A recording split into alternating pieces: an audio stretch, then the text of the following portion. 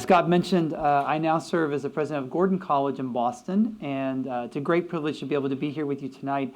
I'm going to be able to share with you some work that I spent 10 years of my life doing. This actually started as my dissertation at Princeton, and so I'm living proof that you can write a dissertation that your wife will describe as actually interesting.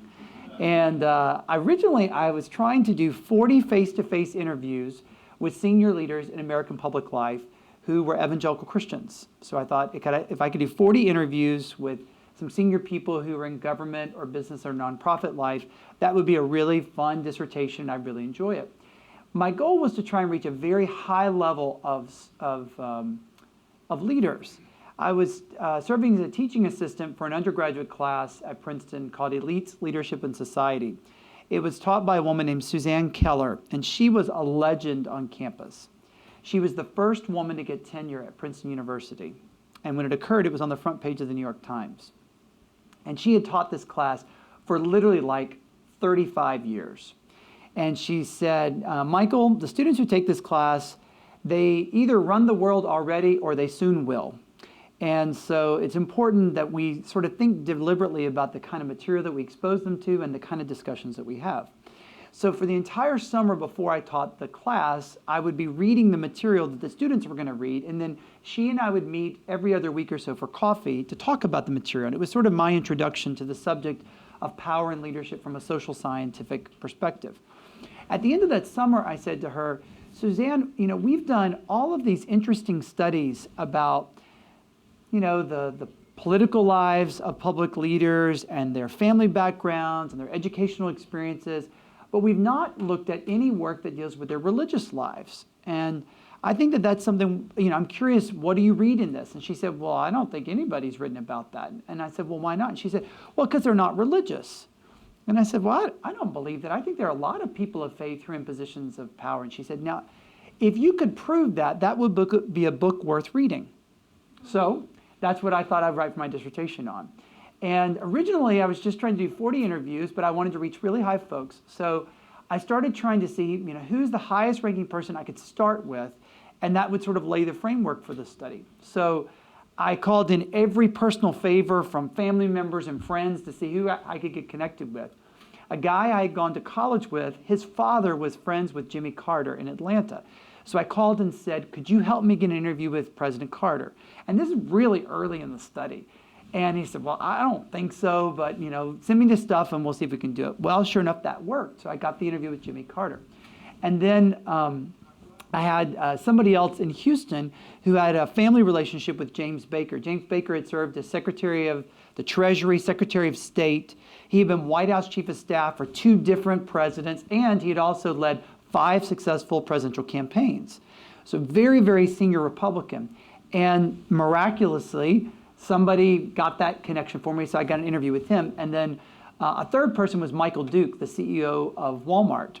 And I got that because I met his daughter at a conference, and we ended up sharing a cab to go back to the airport, and we exchanged, email addresses and just sort of stayed in touch. So I called her and said, can you give me an interview with your dad?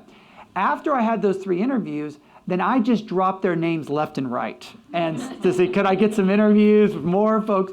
And sure enough, it worked. And so I got these 40 interviews, and I go to talk to my dissertation committee, and they said, this is amazing. You've got some really high-level people. Is there anybody else that's agreed to be in this study, but you didn't get a chance to interview?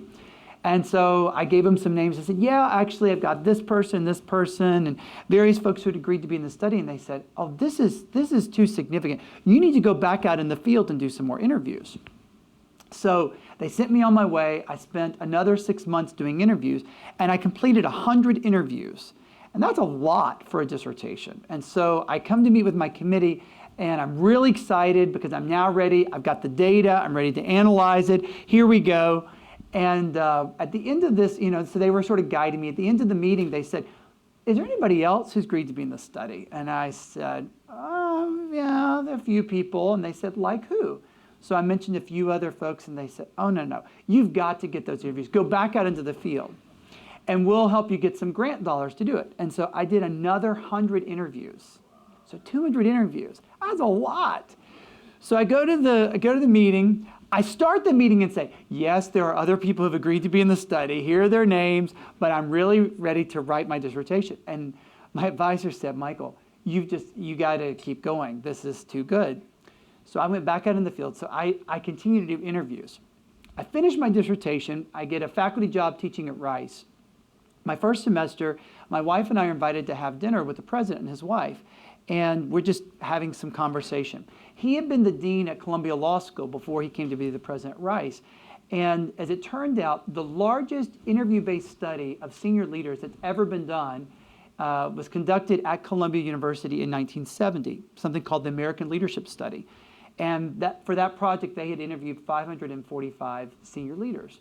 So we're sort of talking, and he said, yeah, I'm interested in the research. And I said, the interesting thing about my work is that I've written this book about faith and power, but I have all this other stuff about leadership that I could do something with. I'd love to do it someday. And he said, how many interviews did you do? And I said, at this point, I'd done about 350 interviews. And I said, actually, ironically, there was another study that was done at Columbia, and I told him about this American Leadership Study. And he said, so are you saying that if you did another 200 interviews, it would be the largest study that ever been done? And I said, yeah, I guess so. But I said, that's very expensive, and I'm now a faculty member. I'm done doing my data collection. I'm just going to write my book. And he said, no, I really think you ought to go back out into the field and see if you could do something. And so that became my life calling. And so I was trying to do these, and it's really hard to do the data collection because I had to be the person to do the interviews, and they were all over. And I've been working on it for several years. So my goal was to do 550 interviews. Then, after I'd been at Rice for 4 years, I had the opportunity to apply for the presidency at Gordon, and I really did not think I thought that was a very long stretch, and I was not the right person. I thought it was going to be just an interesting experience to go through. But in the process of that, the Lord really called my wife and I to Gordon. And I remember I got into bed one night in January. This was January of 2011. And I said to my wife, Rebecca, I have been working on this study of these interviews for like 8 years of our life. And my goal has always been to do 550 interviews, but I've got 90 to go to get to that level. And I'm just not sure I think this Gordon thing may work out. And if it worked out, there's no way I could keep doing interviews. I could not keep doing my data collection. And I'm not really sure, how I'm going to finish this. I'll never forget this. Rebecca sits up in bed. She turns to me, she says, well, you're gonna. We've been working on this for 8 years, and it's coming to a close. And so that semester, my last semester teaching at Rice, I was teaching Monday, Wednesday, Friday. I taught a class at 9, 10, and 2. And I would teach my class on Monday, and then after my 2 o'clock class, I would race to the airport, and I'd catch a flight to a big city like New York. And I get there late on Monday night. I wake up the next morning. I do my first interview at 7 o'clock in the morning, and I would stack the interviews so that I could try and do 4 or 5 interviews in a day. Now, I know that doesn't sound like a lot, but for social scientists, that's a big, big deal. Normally, you would do like 1 or 2 interviews a day, and I'd do 5. Then I'd do my last interview to conclude at 6 o'clock so I could race to LaGuardia, catch the last flight back to Houston, get into Houston like at midnight, go to bed, wake up the next morning, teach my class at 9, 10, and 2. Then I'd go back to the airport and I'd fly to another city, do the same thing again on Thursday, fly back into Houston, teach my class 9, 10, and 2. And then on Saturday, I would try and do all of the analysis that I needed to do the next round of interviews. I ended up basically completing it very close to the end of my time at Rice. I had one last interview to do, and I decided to save it for Drew Faust, the president of Harvard. So she was my final interview, and ended up doing 550 face-to-face interviews, and View from the Top as a result of that study.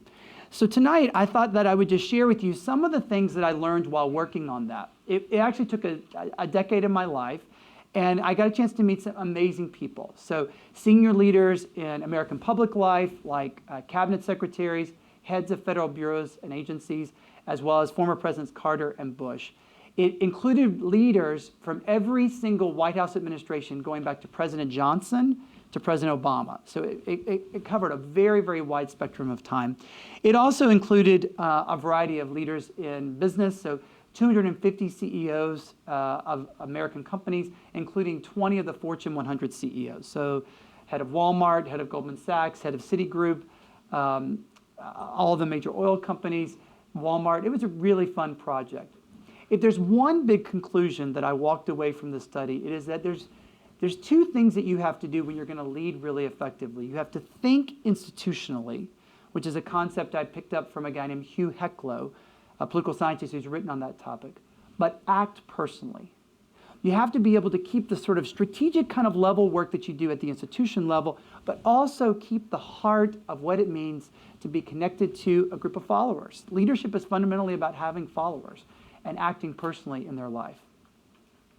Tonight I want to share with you a few stories of some folks who I thought were pretty extraordinary. One of them is this guy, Horst Schulze. He taught me a lot about building organizational culture. Horst is a very unlikely CEO.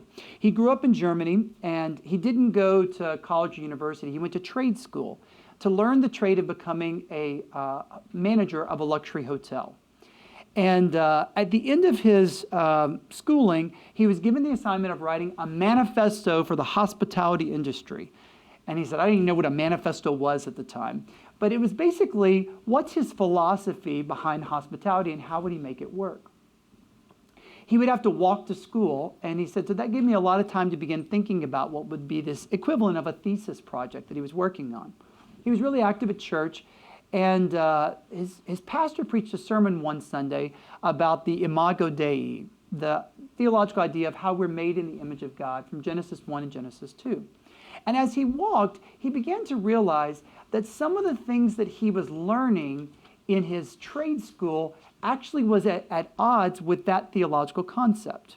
Because he realized that one of the premises of luxury hotels in the 1970s, as he was going through this, was that many times the staff were taught to be so unobtrusive that they sort of receded into the background. And in the process, they actually began to see themselves as second-class citizens.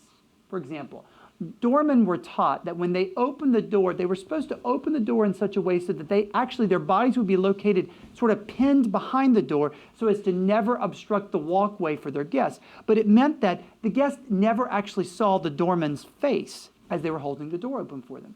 Housekeepers were taught that when they saw guests in the hallway, they were to sort of look down so as to not intrude their personal space. But in the process of that, the housekeepers never made a personal connection with the people that they were serving.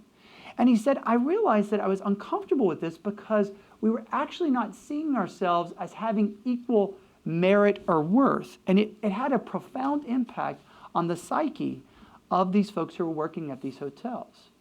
So he decided he was going to come up with a phrase that would sort of help to shape his understanding of what the hospitality industry should be. He said, we really need to see ourselves as ladies and gentlemen serving ladies and gentlemen. That we actually have equal dignity and worth, even though we are serving the folks who happen to be our guests. And he said, if we could get this right, we could deal with the high turnover rate that we have within hotels and the hospitality industry. And we could instill the sense of self-esteem and purpose that actually would cause our employees to actually serve their customers in a much more profound way. He held on to that paper for many years. He ended up immigrating to the United States, where he became a senior executive working at Hyatt Hotels and Resorts based in Chicago.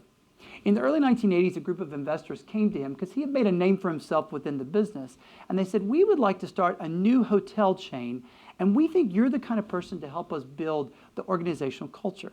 He said, I'd love to do it, but I have a particular vision in mind, and I want to be given some degrees of freedom to be able to pull that out. They said, listen, if you make the financial metrics, you can build the culture however you want. So he pulled out that manifesto he'd written as a young man, and he said, this is what we're going to do to build our organizational culture. And that actually became part of the mantra of this new institution. It ended up working very well. As he predicted, employees began to see themselves as having more ability and talent.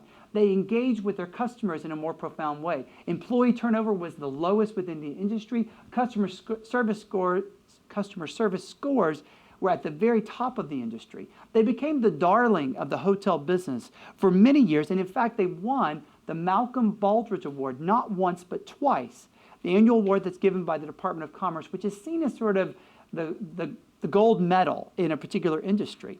He said, when you win the Malcolm Baldrige Award the first time, your competitors send you flowers and say congratulations. When you win it a second time, they say, what's your secret sauce? And he said they would all fly to come meet with us and to figure out what was it that things were really different. And I'd call them into my office and I'd say, you know what?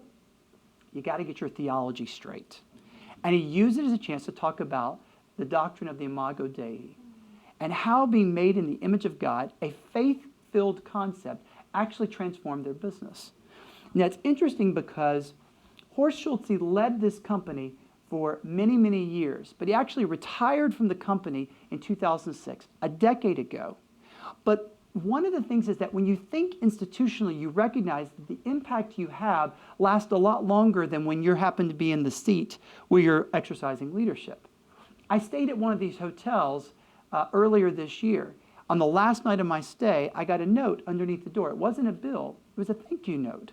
That came from the general manager thanking me for being there and saying, we're really grateful to have you here.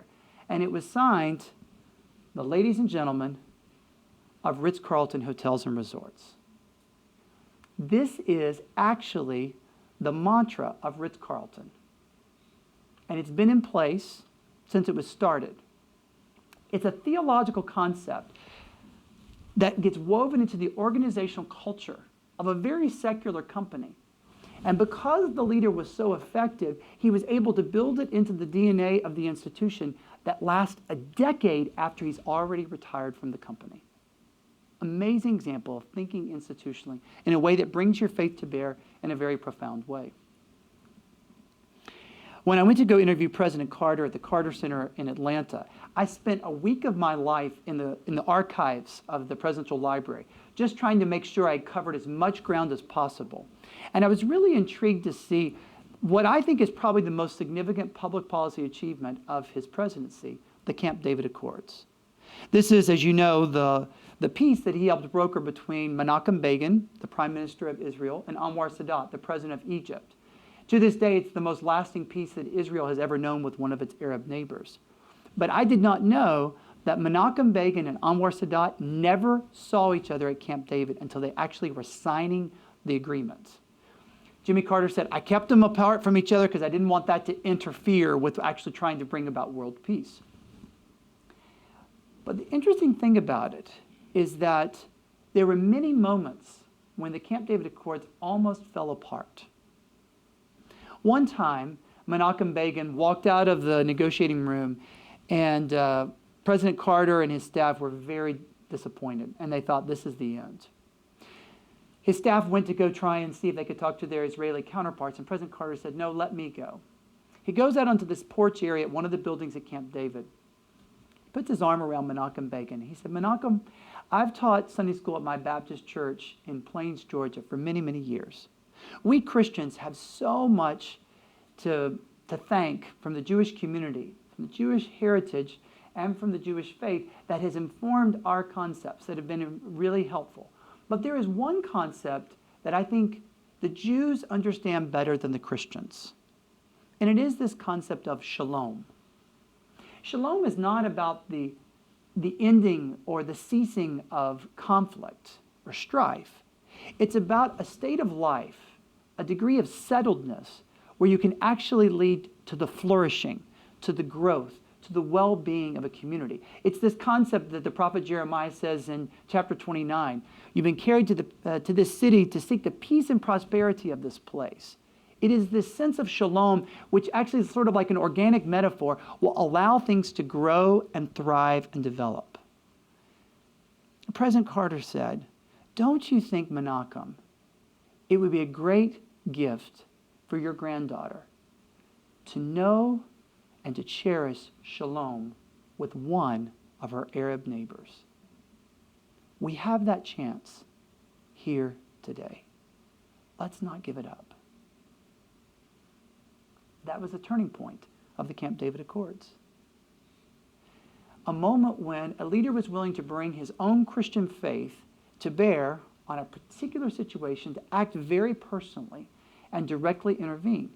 because he was the person in the room where the decision was made, he was able to act in a very personal way, but it actually changed the course of human history. To this day, Israel benefits from that sense of shalom with Egypt. It's an amazing example of how a leader can bring their faith to bear in a very profound way. One of the big lessons that I picked up from View from the Top is that every single leader faces some kind of crisis. You know, we look at the lives of people who we read about, and you just assume that everything is a really, what I would call an up and to the right kind of life. The graph is always going up and to the right, and everything is really good. When in fact, every single person I interviewed, all 550 people, were able to cite a very real and profound crisis that they experienced in their life, where the outcome was not predicted and where they didn't know exactly what would happen. We're told throughout Scripture, including in the book of James, that we will endure various trials. The key thing that I found makes a difference is how we respond to the challenges that God allows into our life. The idea that we're going to sort of be able to avoid those challenges, I don't think that's a reality. But I do believe that the Lord can provide us the resources we need to be steadfast in the midst of those. I interviewed so many extraordinary people in this space who have faced different crises. But one person who really impressed me is this guy, Barry Rowan. Barry's been one of the leaders in the telecommunications business for decades. One time he was the number 2 guy at Vonage. But the story really relates to a venture that he started down in Brazil. Barry said that in the early 2000s, Brazil was the 8th most populous country in the world. But in terms of teledensity, that is, the number of people who had access to mobile phones, they were actually 55th in the world. So 8th most populous, but 55th in teledensity. He said, that's a great business opportunity. So he built this business to go down to Brazil, and he said, the first 6 months, we were just taking off like gangbusters. It was amazing. People were signing up for our mobile phones, and it was a great, exciting, heady time to be there. And he said, as a Christian, I felt like we were doing such good work because we would hear these stories about families who were connecting for the first time on the telephone. They never experienced it.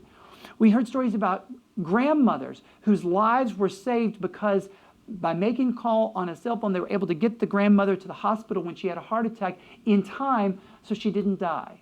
Stories of pregnant mothers who were able to deliver their baby.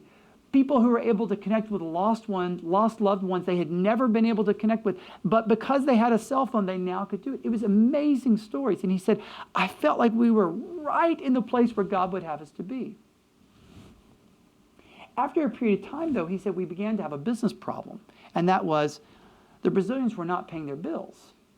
He said, they thought that we were a state-owned utility, that we were like the telephone company or the gas company or the water company, which was all owned by the Brazilian government.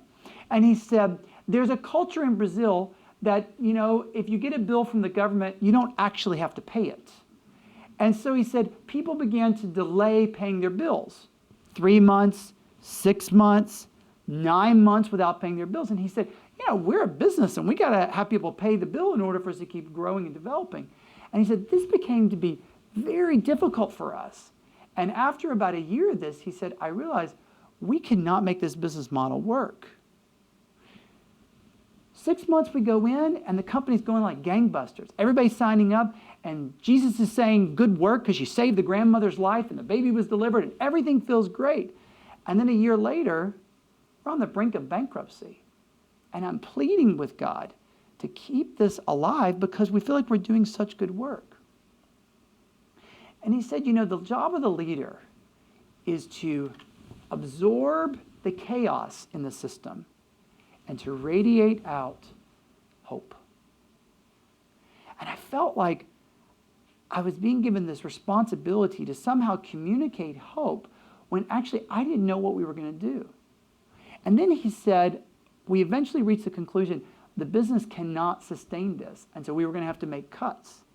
And so some of the very people I recruited to come down with me from the States to start this business, I'm actually now having to say, we can't continue to do this.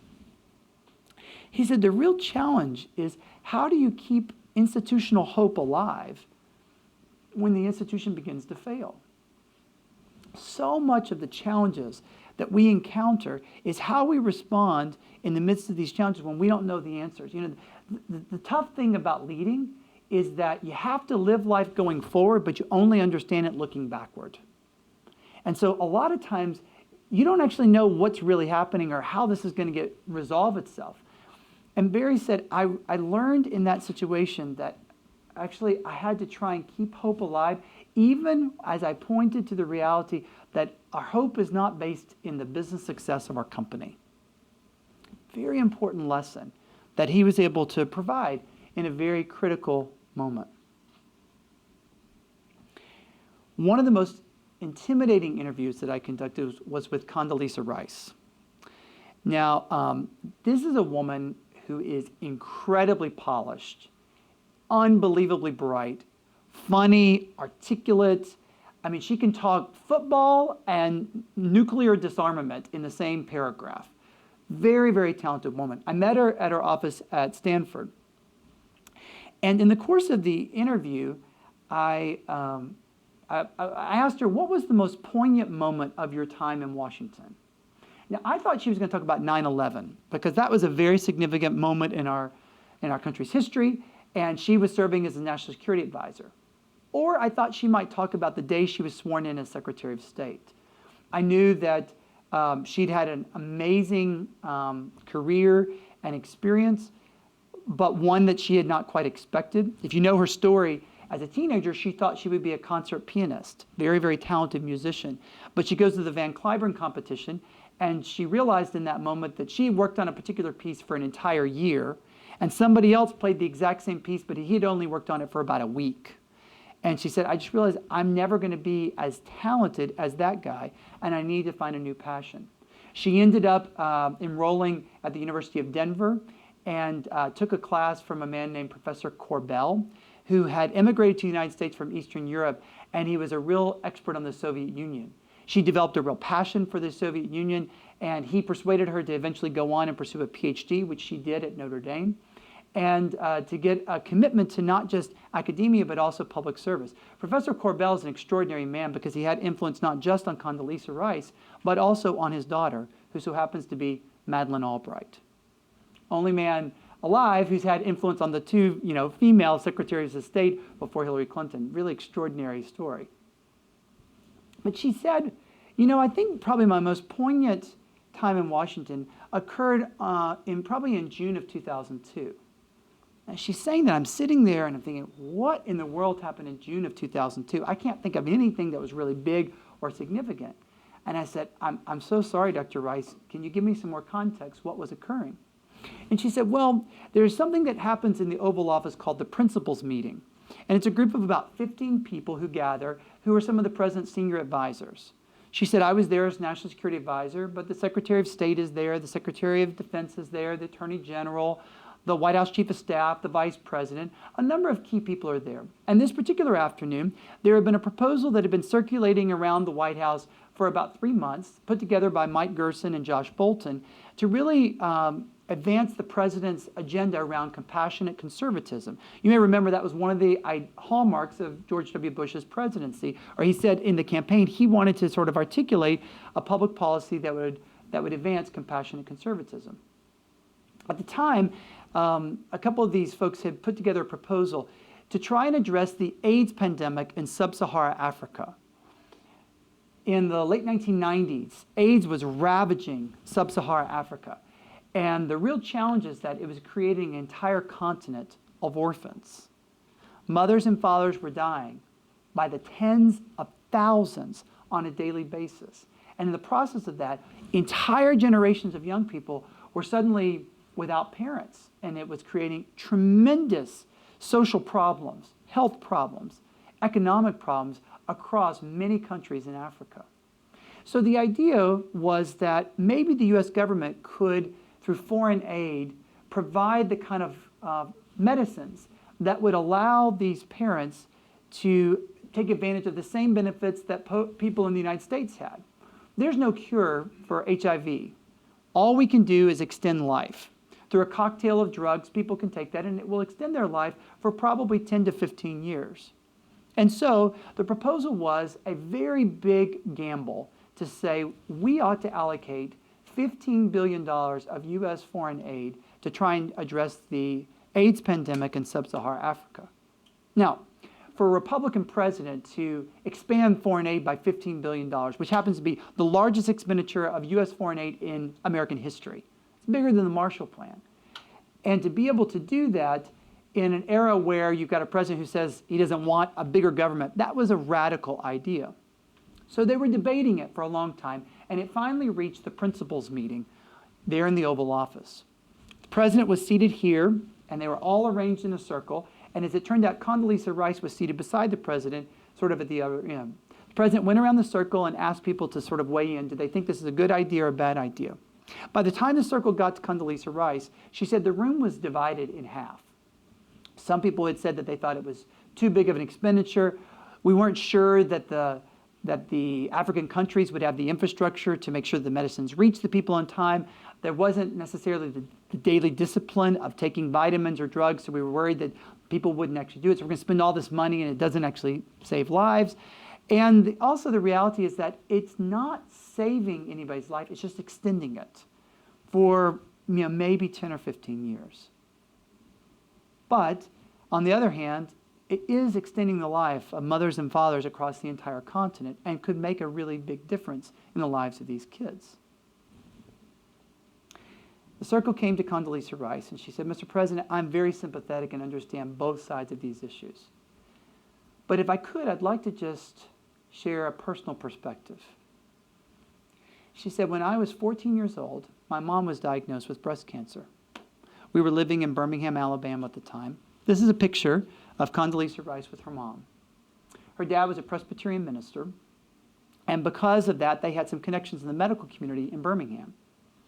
When her mom was diagnosed with breast cancer, she was able to get involved in an experimental drug treatment. At the time, they didn't know if it would eradicate the cancer or what would be the net result. But as it turned out, it extended Condoleezza Rice's mother's life by 15 years. During those 15 years, she saw her daughter graduate from high school early and go to study at the University of Denver. She saw her develop this mentoring relationship with Professor Corbell, who ended up turning her on to the study of the Soviet Union. Condoleezza Rice enrolled in the doctoral program at Notre Dame, had a fellowship to go and learn the Russian language in Moscow, defend her dissertation, and land a tenure-track teaching job at no less than Stanford University. All the while, Condoleezza Rice grew up from a young girl into a woman who had some leadership opportunities. Condoleezza Rice said, I would give everything for those 15 years because it changed my life. It made me who I am today. And then she turned to the president. She said, Mr. President, if it is within the power of the people in this room to give an entire continent of children an extra 15 years with their parents, if today we have the chance to do that and we do not do that, I think history will judge this as our greatest moral failure. And with that, the room turned silent. She said the president was clearly thinking about what she had said and the comments that had gone around the room. And the president was quiet, she said, for a long time. She said it was probably 45 seconds or maybe a minute. But she said, when you're in the Oval Office and you're silent, she said, that is an eternity. We were all waiting to see what happened. The president turned to Condoleezza Rice and then turned to the group and he said, well, I guess we know what we have to do. That was the day that the president launched what became known as PEPFAR, the President's Emergency Relief Plan for Sub-Saharan Africa, AIDS relief. Democrats and Republicans alike would say that PEPFAR is single-handedly the most important public policy achievement of George W. Bush's 8 years in the White House. Still to this day, I was in Zambia a couple of months ago. People still to this day talk about how PEPFAR changed the country dramatically. It has had a tremendous impact on Africa, economic development, opportunities that would have been unthinkable 20 years ago. And it really occurred because of a decision that was made in a room of 15 people, where a woman was willing to share her personal story and how that particular opportunity of her mom getting medical treatment kept hope alive. And in the process, it changed the fate of an entire continent. Angela Duckworth is a social psychologist at the University of Pennsylvania. A few months ago, she released a book entitled Grit. I think it's a wonderful book. It talks about how you have to be able to be resilient in the midst of challenges. And one of the key things that she finds is that grit is not about sort of a white-knuckled steeliness which says, I'm not going to ever give up. It is a larger sense of calling and hopeful expectation that something better is coming if I can delay the gratification or push through the challenge I'm facing right now. There's something much bigger that's coming. That's actually what hope is about. That's really what we're trying to do, is to say there's something that's coming that's bigger, that's better. And so it requires a resolve. It requires, if we can speak just in spiritual terms, a degree of faithfulness. That's what we're trying to instill in leaders.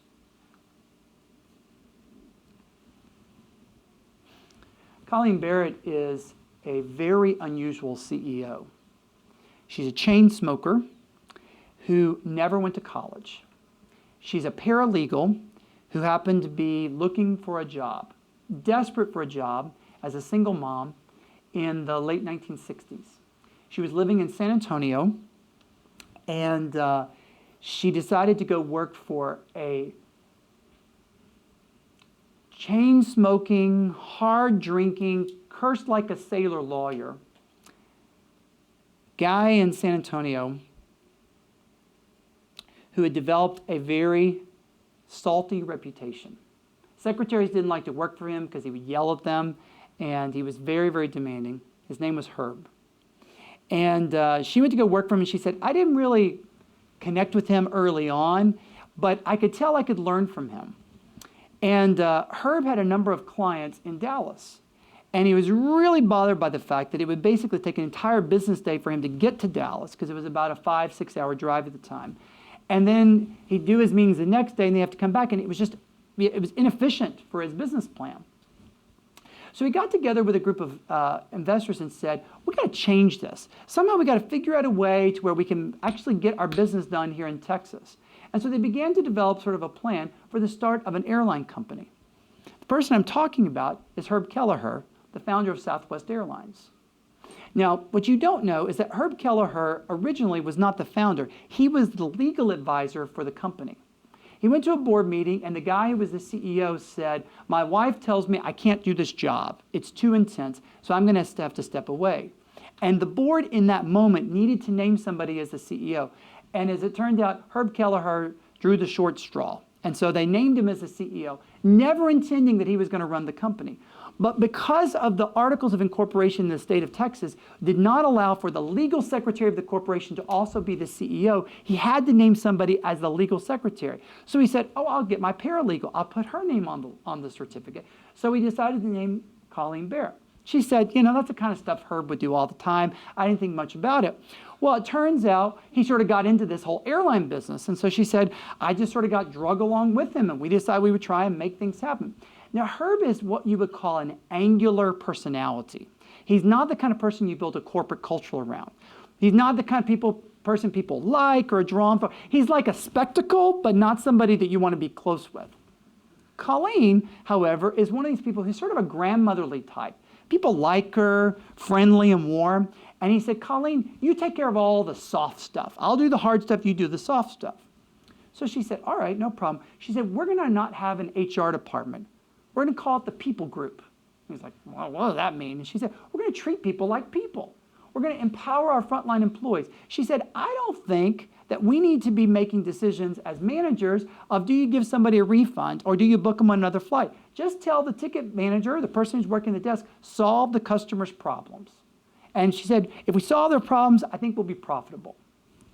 Herb said, you do it, whatever you want to say. Well, what it did is it empowered these frontline employees in a way that nobody else in the airline industry was doing. And suddenly people began to take ownership of their jobs, and it began to build this culture. She said, you know what, we're going to do something that's kind of not aligned with corporate culture. we're going to build a company organizational culture around love. Herb said, what are you talking about, love? He said, we're going to build a culture around profit. She said, no, no, no. We're going to actually say that our kind of company is going to love its customers, it's going to love its employees, it's going to love the company that it's built, so much so that that love just sort of overflows, and that's what's going to draw people. We're going to be the countercultural airline. And in order to prove it, we're going to base our operations not here in San Antonio, but we're going to go to Dallas Love Field. And she said, we're going to choose as our corporate trademark a heart. He said, oh, this is crazy. What are you talking about? She said, no, it's going to work. Well, indeed it did. Built an amazing corporate culture. Southwest Airlines remains to this day the most profitable airline in aviation history. And if you've flown on them, you know, it is an unusual kind of airline. I remember being on a flight where about 30 minutes of the flight, we had an 8-year-old playing the violin on the microphone. Because the flight attendant said, let's have it, let's hear it for our violinist. And I mean, she was terrible, but everybody clapped at the end, and that's what you do, right? It's just sort of a Southwest kind of thing. I go to do the interview with Colleen Barrett at their corporate headquarters in Dallas. And we're sort of making small talk at the end of the interview, and she lets me know that she's in the process of moving. And I said, oh, were you leaving Dallas? She said, no, I'm downsizing. I've been in a big house. I'm moving to a condo. But she said, I can't move just yet. It's another 3 or 4 months. And I said, oh, are you building it? And she said, oh, no, no, no. I'm ready to go, but I can't move because I've got a wedding in my backyard. I said, oh, is it one of your family members? And she said, no, actually, I don't know who it is. And I said, what do you mean? And she said, well, it's a flight attendant. And I said, well, that's kind of unusual. She said, yeah, one of our flight attendants wrote to me several months ago and said, Colleen, I hear you have a great backyard. Can I have my wedding at your house? And she said, sure, we'd love to have you. And so she said, we got it on the calendar, and I didn't really think about the fact that actually I'd probably be moved out of the house by then, but I can't leave because, she's counting on me, and so we're going to do the wedding. The kind of corporate culture that they have built is such that the CEO stays in their house when they're ready to move because they made a commitment to a flight attendant. Around that same time, there were labor disputes happening with American Airlines and their pilots. Now, American is a rival company. It's actually also based in Dallas at DFW Airport.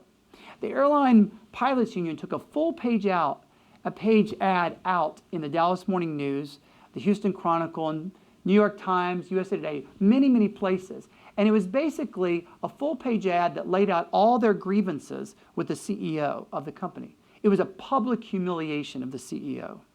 It's very embarrassing for this guy at American Airlines. 2 days later, the pilots at Southwest Airlines took full-page ads out in the very same publications, but actually used as a chance to say, we love Herb and Colleen. They built the right kind of company. It's one organized around a simple concept. Let's love one another. Colleen has built an amazing corporate culture where you actually understand that love is at the heart of what you do, and the way in which we build this company culture that actually makes a profound difference, so much so that employees are willing to take out full-page ads to praise their company leadership. I had a chance to meet some amazing people over the course of my research, but none more impressed me than this guy, Mike Ullman.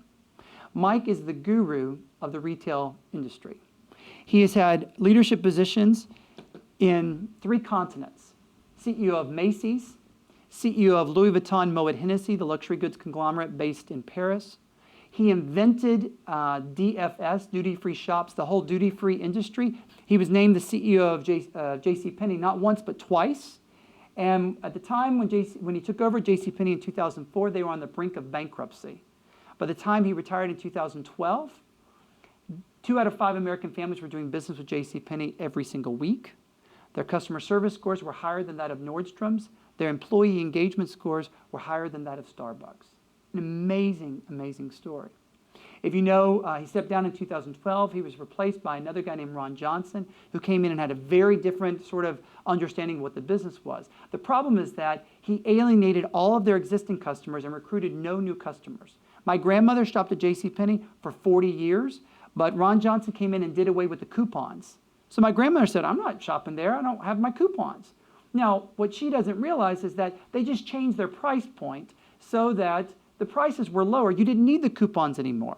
But she didn't know that, and so she missed her coupon, so she stopped going. Turns out there are a lot of people like my grandmother. In the course of a single year, they lost $3 billion, laid off 19,000 employees.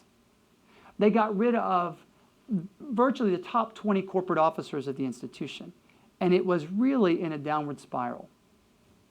The board eventually said, we're going to have to make a change, so they encouraged the CEO to step down. And then they're sitting around the boardroom and said, now what are we going to do?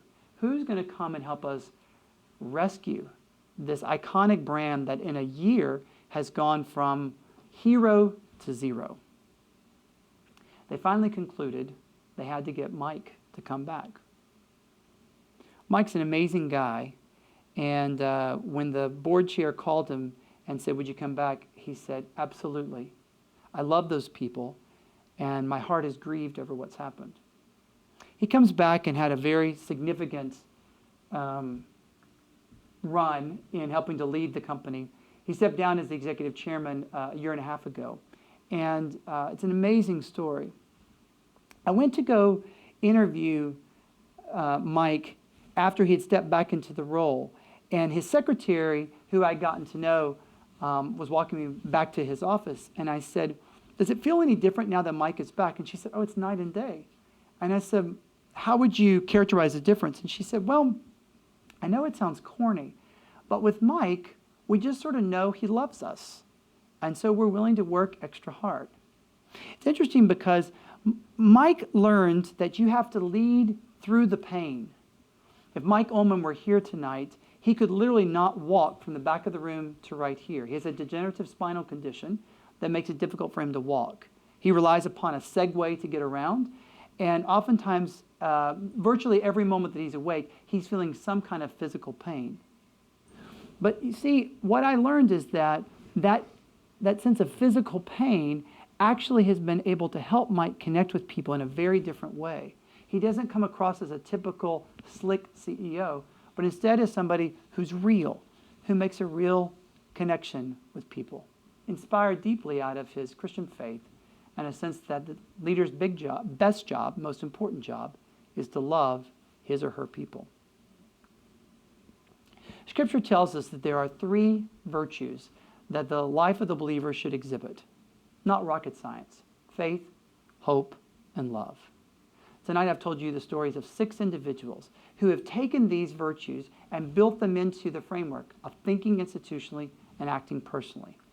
The story of Horst Schulze, who built an organizational culture where a theological concept, faith, Christian faith, is literally in the very framework that created the Ritz-Carlton corporate identity. The story of Barry Rowan and building an institutional resilience, a sense of hope, even in the midst of a real crisis when the business falls apart in the telecommunications industry in Latin America. And the story of Colleen Barrett, who took the biblical concept of love and said, we're going to make this our organizational mantra, and built it into the institutional identity. But also the story of how Jimmy Carter was able to bring his Christian faith to bear and to take simple concepts like prayer as the glue that built the Camp David Accords and a theological concept of shalom, working at a personal level. Or the story of Condoleezza Rice and how she was able to share her own personal narrative of how a medical technology that allowed her mom to live for 15 years became a personal story that changed the course of human history for millions of kids across Africa. And then Mike Ullman and what he's built at JCPenney, where there's an organizational culture where love is woven into every personal relationship, and people know it. The real opportunity for us in building a legacy of influence is to take simple biblical concepts, faith, hope, and love, and to be able to apply them in our lives, where we think institutionally, but we also act personally. That's how you craft a legacy of influence. Thank you.